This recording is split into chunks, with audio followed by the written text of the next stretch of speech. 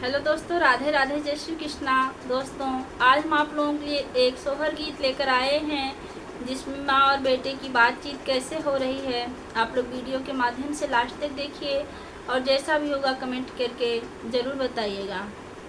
हथवा में सोहेला कंगन मातो पाँव पयजनिया तो पाँव पयजनिया हो बेटा दूरी खेलन मती जाया खोजन नाही अइबै खोजन नाही अइबै हो बेटा दूरी खेलन मती जाया खोजन नाही अइबै खोजन नाही अइबै हो।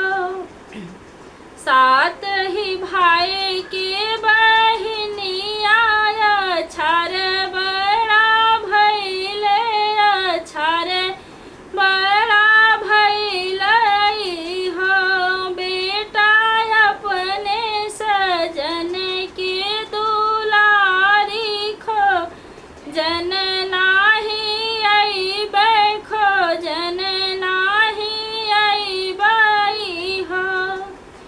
एक पहर बीतल दूसरे पहर अवरो तीसरे पहर अवरो तीसरे पहर हो बहिनी चौथे में मन घबराए खोजन तिरिया निकली खोजन तिरिया निकली हो। सात ही भाई के